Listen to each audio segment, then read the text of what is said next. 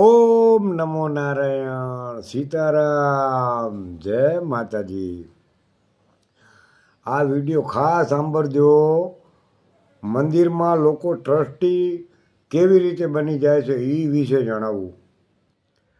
જે કાયદેસરનું ટ્રસ્ટ હોય છે ને મંદિરમાં, એમાં 7 ટ્રસ્ટી હોય, અમુક જગ્યાએ 11 ટ્રસ્ટી હોય, પણ અમુક મંદિરોમાં જબરજસ્તી બની બેઠેલા ટ્રસ્ટીઓ છે। એ કેવી રીતે બને એ વિશે આવો તમને જણાવું। હવે અમુક જગ્યાએ મંદિરો છે, ત્યાં પબ્લિક દર્શન કરવા જાય, પછી દર્શન કરીને નીકળી જાય, કાં ઘડીક બે ઘડીક સાધુ પાસે બેસે। પછી એમાં અમુક 100%માંથી 2-3% એવા માણસો છે કે મંદિરે દર્શન કરવા જાય, પછી સાધુ પાસે બેસે, પછી ધીરે ધીરે રોજ આવવા માંડે, પછી ક્યાંક ક્યાંક કચરો પડતો હોય તો હાવેણી લઈને સાફ કરે, પછી ક્યારેક ક્યારેક સાધુના વાસણ પડ્યા હોય તો માંડે ધોવા, એમ પછી અહીંયા સેવા કરવા માંડે। અને સેવા કરતાં કરતાં એ જેમ જેમ જૂના થતા જાય ને એમ પબ્લિકને એમ લાગે કે આ બહુ સેવા કરે, પછી કે હું અહીં ખૂબ સેવા કરું છું, અમારે તો અહીં એક રૂમ બનાવવો છે, અહીં બ્લોક પાથરવા છે, અહીં હોલ બનાવવો છે। અને ધીરે ધીરે પબ્લિકને વિશ્વાસમાં લઈને મંડે ફાળો કરવા, અને ફાળો કરતાં કરતાં પછી પબ્લિકમાં પોતે જાહેર કરે, હું અહીંનો ટ્રસ્ટી છું, હું અહીંનું સંચાલન કરું છું। અને ધીરે ધીરે એવી રીતે જબરજસ્તી બની બેસો, એને કોઈએ ટ્રસ્ટી બનાવ્યો ન હોય, બસ હું અહીં સંચાલન કરું। અને ધીરે ધીરે પછી એ ત્યાંનો ટ્રસ્ટી બની જાય ને સાધુ ઉપર મંડે રોપ જમાવા। એમાંય પછી એ સાધુ ભેગે રોપ જમાવે એટલે એ સાધુ ત્યાંથી બિચારો કંટાળીને ભાગી જાય।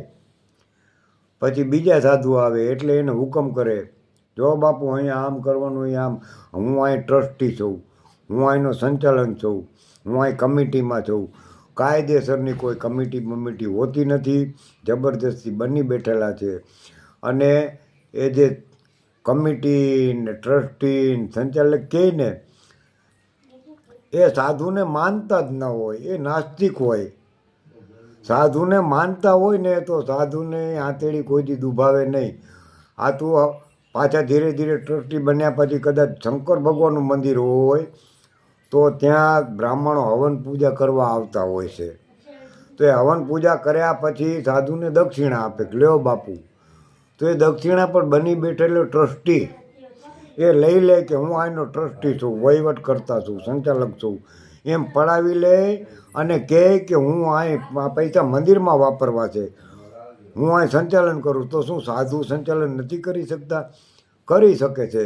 આવી રીતે જબરજસ્તી બની બેઠેલા સંચાલકો ટ્રસ્ટી એ સાધુની આંતેડી જ દુભાવે છે, સાધુના મોઢામાંથી પડાવી લે કે અમારે અહીં મંદિરમાં વાપરવા, સાધુનું સંચાલન પોતે પડાવી લે છે।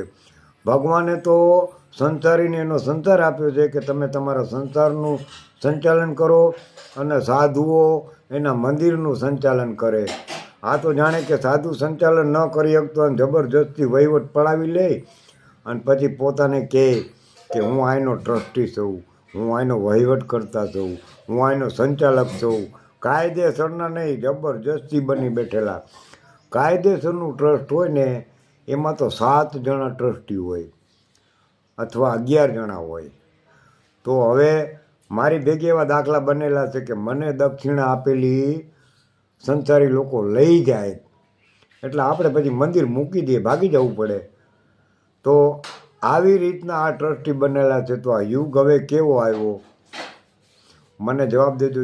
મેં તમને સમજાવ્યું, આ પરાણે ટ્રસ્ટી બની બેઠેલાઓની વાત છે।